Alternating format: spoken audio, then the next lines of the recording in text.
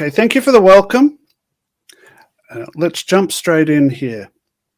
So MIPI defines quite a few different interfaces and protocols, and these are all worthy of being protected for security. So we're going to start off by looking at briefly having a quick look at the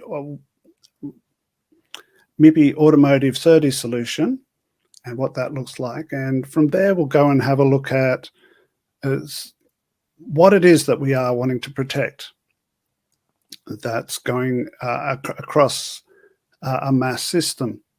And so what attacks are we going to mitigate? We'll just go into one of the examples there, but we've got a list of a few there that you can look at maybe later. And for this, there's quite a few different types of messages that need protecting. So we've developed, along with the other MIPI working groups, a flexible MIPI security framework that'll allow one central solution that allows setting up data security services for almost any MIPI interface that we want to protect.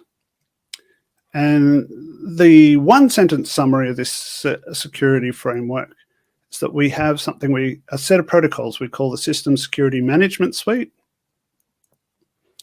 And this is what we use to establish our data security services. And we can have a range of data security services, and it's up to the different MIPI working groups to specify their data security services. We obviously work with those groups to do that. But the MIPI Security Working Group will be focusing on this System Security Management Suite that it sort of binds it all together. The security for the MIPI Automotive SerDes solution is an overlay of this MIPI security framework onto what we call the 1-to-5 automotive model, which models the various components that can be in an automotive system that are relevant to MIPI. Our SSM suite leverages a couple of DMTF security protocols, one called SPDM and another one called Secure Messages. And we've got data security services either specified or in the process of being specified for protecting CSI2, DSI2, for protecting Visa, EDP, and DP. And then for the control messages, we've also got security for protecting CCI, that's camera control, and MIPI automotive control.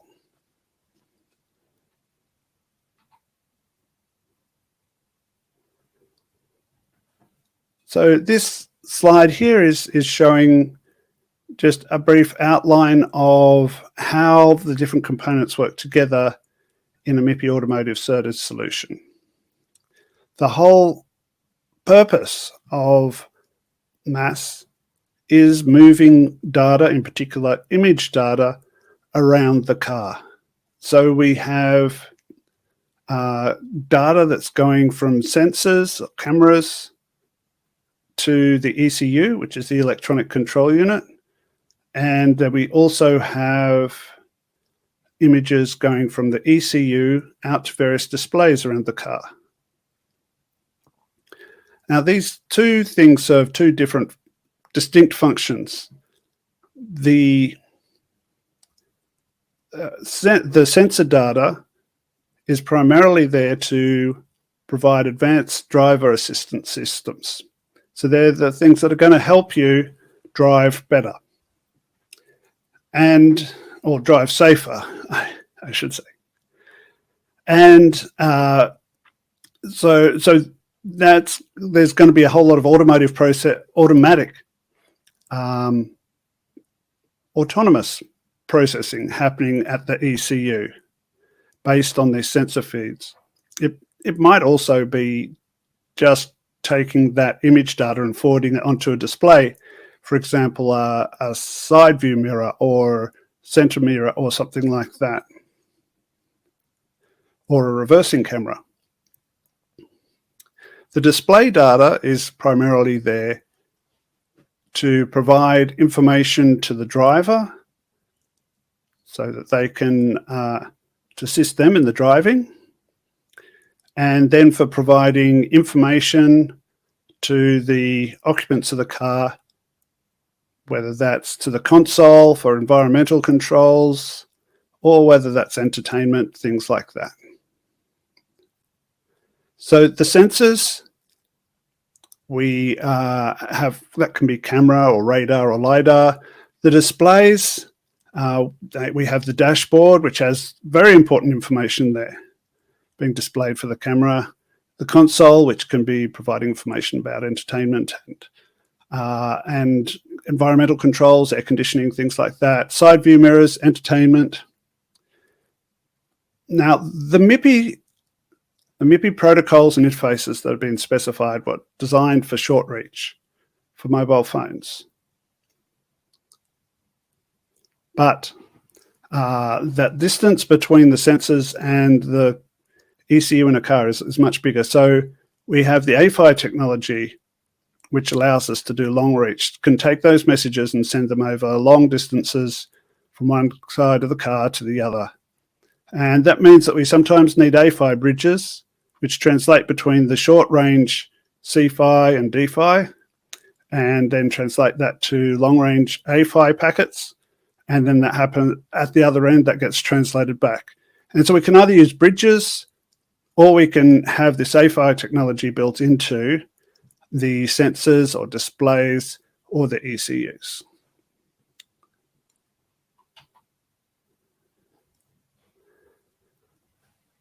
Now there's a couple of concepts we've got here, and I'll just go over these really briefly. Authentication is securely identifying a component. Sometimes that's just identifying the manufacturer or verifying that it's a certified device. That can mean a range of things and be achieved in quite a few different ways. And mutual authentication is when we have two components authenticating each other. And it's very important to do this authentication because establishing trust, you can't get security without some sort of trust. And once that trust is established, then we can work on integrity protection, which is making sure that the information came from where you thought it came from and that hasn't been altered, or confidentiality, which is protecting against eavesdroppers, intercepting the messages when they're being sent between different components. The integrity, it's typically provided by adding a tag at the end of a message called a message authentication code. We sometimes just talk about having a MAC, which is at the end of a message. And the verifier can check the MAC and be sure that only the sender that they expected generated that MAC for that message.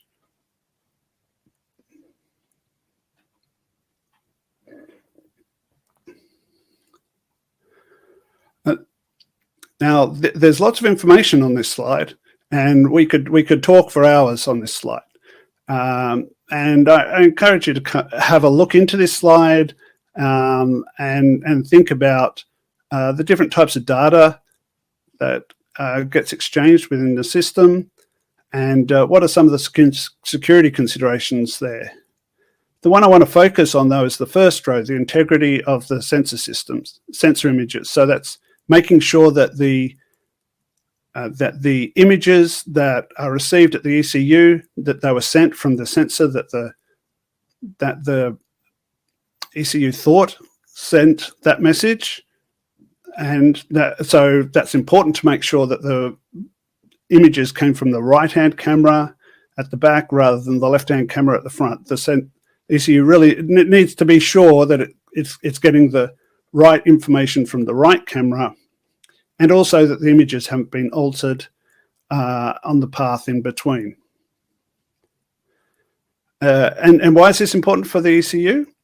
Well, if it's providing driver assistance, then it's really important that it's making that the correct decisions are being made on the correct data. because we don't want the ADAS to be manipulated, because there are lots of safety implications if that can happen. And so there's most of the things everything falls under either the integrity of some sort of data or the confidentiality of some sort of data. And I've mentioned IoT debug data down at the bottom. We don't discuss that further in this presentation. There's unfortunately not enough time. But that will leverage some of the same MIPI security framework.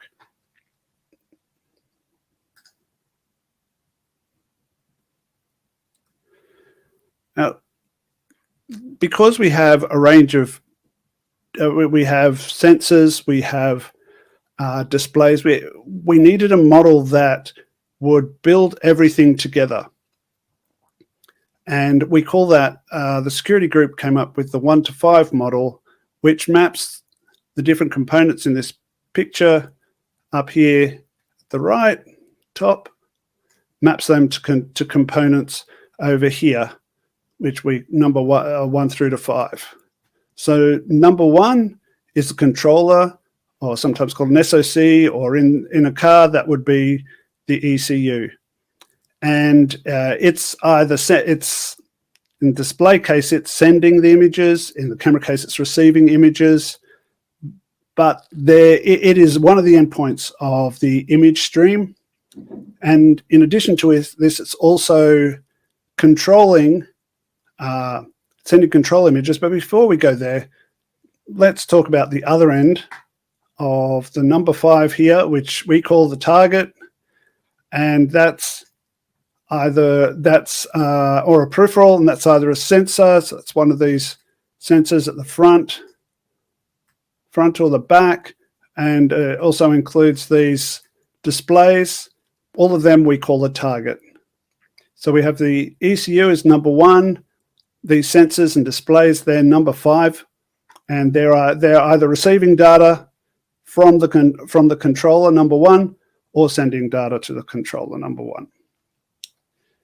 And their processing here needs to be, there's control messages sent from number 1 to number 5 to control what the target is doing. So we have what we call application control plane messages. Sometimes they're sent along with, in the display case, both a display and camera case, you can send control messages in band, so across the same PHY as the image data is going. In the camera case, we also have the ability to send information over a sideband PHY. This control messages over a sideband PHY, such as I2C.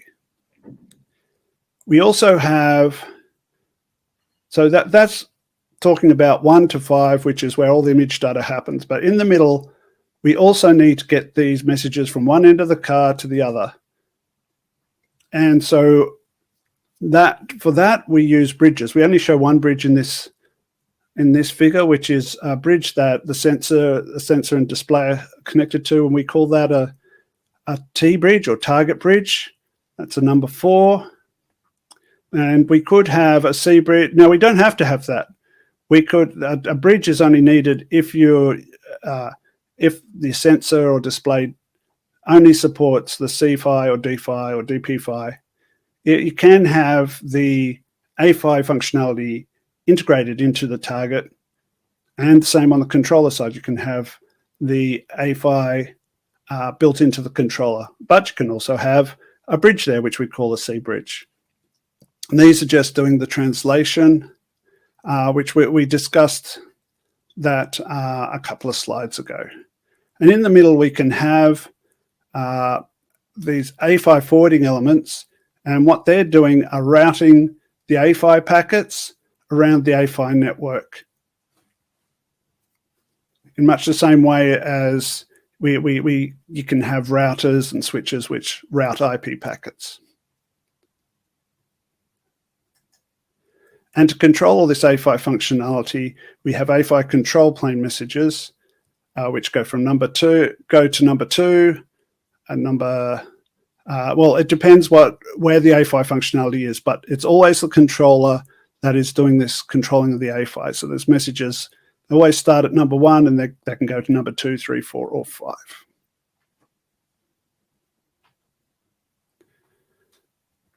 So we have two types of security that we then focus on. One is in-band security for CSI2, DSI2, DP, EDP, and that includes any application control messages going in-band. And then we have sideband security for protecting control messages going over the sideband files. So that could be CCI, which is the camera control interface, or AFI control for controlling the AFI functionality.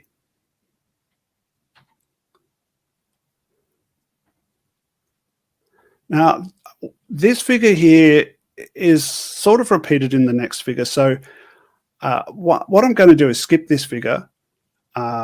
If we had time, I'd go into more of the details here, but I encourage you to come back and have a bit more of a look at this slide if you want to understand a bit more about the structure of the security flow.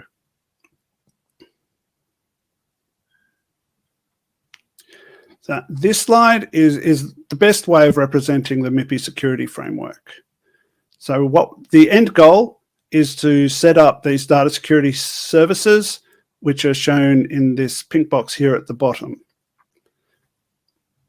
And we've got 3 different types of data security services that we're specifying: SEP security, control, camera control interface security, and then AFI control security. So how do we get there? How do we set these up? So we start off, and this first step is out of scope. It's an implementation detail, but the integrator needs to provision some authentication credentials, and there's a variety of authentication credentials that we would support, which I'll come to shortly. So these would be provisioned to the different components that are going to have security endpoints, and they're going to be used by the System Security Management Suite, which we've shown here in the yellow box in the middle. And this System Security Management Suite always has one end, which is a controller, a number 1 controller, and that functionality there we call the System Security Management Controller, SSMC, and it's interacting with other components that need to be configured for security. And it does that via an entity we call the System Security Management Target. So I know we have number 5, which is a target, but this SSMT, it can be any of number 2, 3, 4, 5. It's specifically something related to the System Security Management Suite.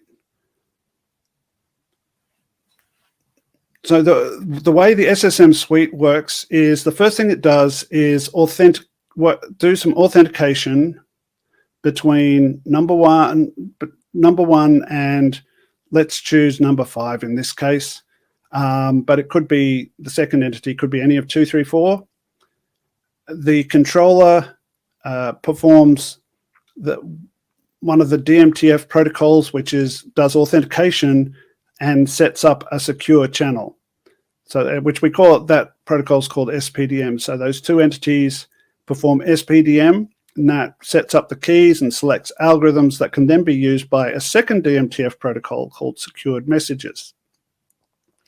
And that secured messages protects anything that gets sent across the top of it in the same way that TLS protects application data on the internet. So once we've set up this secure channel between the SSMC and the SSMT, then we're going to do some configuration of the target. What you're going to configure, we don't specify, MIPI doesn't specify anything about building that configuration. We leave that flexible. That's something that's up to the integrator. That's an implementation detail. But what we do specify is the formats for configuring the target with the configuration that it needs to apply the data security service. So over this secure channel, the controller then writes this configuration to the target. It can also use the secure channel to read the list of supported security algorithms if it needs to do that, which it might need to do the first time it's talking to a particular target. After that, the configuration gives the DSS configuration gives the general parameters, the algorithms, and so forth for a session, but there's real-time operating control that we allow to happen. For example, we allow selecting whether to encrypt messages, basically down to for each message payload, we allow you to choose whether you want to encrypt it or not. We also have some control. We also allow flexibility in terms of how many messages are covered by a particular MAC, because each MAC adds some overhead, and sometimes it's good to have a MAC for every message. In other cases, you might want to aggregate a MAC over multiple messages. Exactly how you make that decision is up to the implementation again. But the data security services include headers and things like that, which communicate the information between the security endpoints so that they're always in sync and always understand what's happening for each message, which configuration is being used, which security is being added, whether to expect a MAC on that message, and things like that.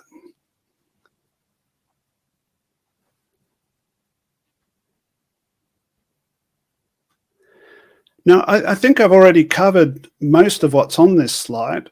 So the SSM suite has three parts. The first one is SPDM, which stands for Security Protocol and Data Model.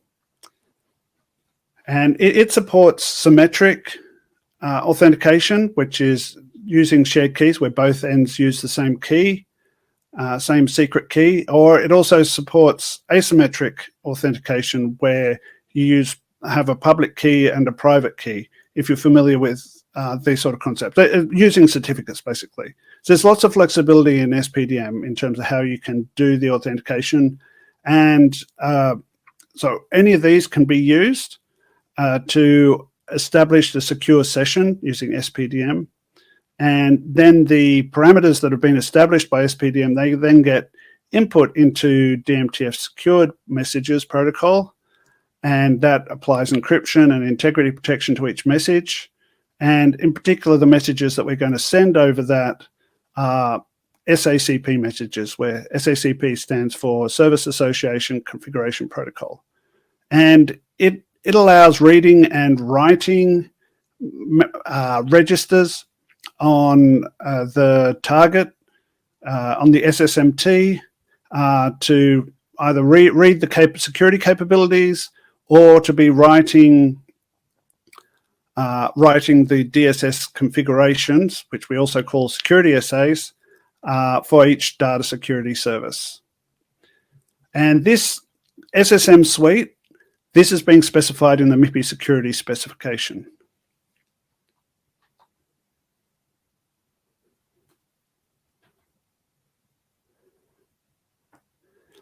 And the data security services we have, there's three here. There's SEP security. This is for protecting the image data and the in-band data, like CSI2, DSI2, and VESA EDP, DP. These aren't specified in the security specification. These are specified in the CSE, the camera services extension, and the display service extension specifications. In addition to the image data, we also have a couple of control planes that we secure. We have ESS CCI2 security for protecting CCI, which is I2C-based register access. This is going to be specified in the MIPI CSE specification. And the ACMP2 security is going to be, it's very similar to, the AFI control is similar to, it's I2C based register access, so it will be reusing the same protocol.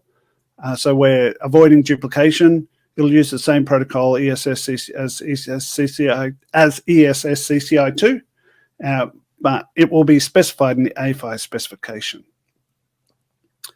Already mentioned that we're supporting a range of trade-offs for how often you send the MAC, whether you send it per message or sending it per frame, because each of that has different communication overheads, and we allow the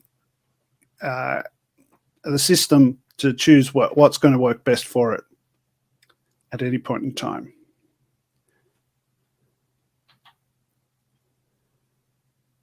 Okay, so we've got to the end. We've talked about the MIPI security framework. It supports various topologies with and without AFI integrated to the controller and the target. And the summary of the security framework is that you have the SSM suite managing data security services. So there's sort of these two components there. The SSM suite provides mutual authentication and configuration for the data security services that you're going to be finding in the MIPI security specification.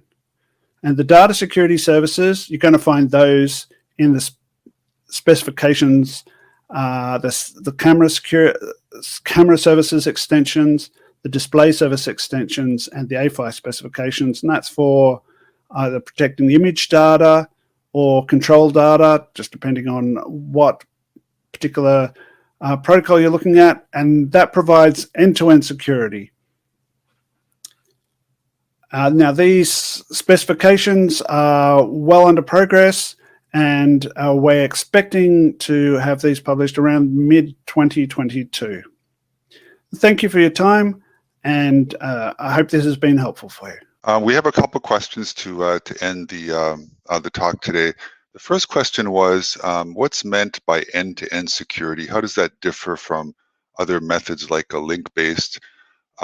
Phil mentioned it. Essentially, what MIPI tried to do was model after TLS, which is the web-based security that's very much tied to the application layer. So essentially, the security is tied immediately to the pixel source as well as to the pixel sink. So you can view this as application level. The other question was, why did MIPI choose DMTF as a basis for MIPI security? Phil mentioned that there are a couple specs within DMTF that MIPI uses, SPDM as well as another one, secured messages. The main idea was that the topology, the 1 to 5 topology, was very reminiscent of the PCI SIG, how PCIe is used in more compute networks. And the idea was that there was a very active community in DMTF that's developing these kind of more performance-oriented protocols. So that was essentially, what started the initiative to evaluate DMTF in MIPI. So essentially, it was to leverage a lot of work. The other protocol that could have been chosen was one based on Ethernet, which is MACsec, but that one was unable to kind of reach up into the application layer, which was the desired outcome for MIPI. We wanted to attach security immediately to the CSI and DSI protocols. So that was the reason for kind of going towards a more application-centric, system. There's one other question I can see. You mentioned security integrity and confidentiality. Which one of these is more important for automotive ADAS? Well, that's a tricky one. Of course, MIPI supports both integrity as well as encryption. For ADAS, one of the key requirements is you need to make sure that the ADAS data is not modified. So that's one of the reasons for integrity. I see we're just about out of time, so let me just close by saying thanks for participating, and any questions, please follow up. Thank you.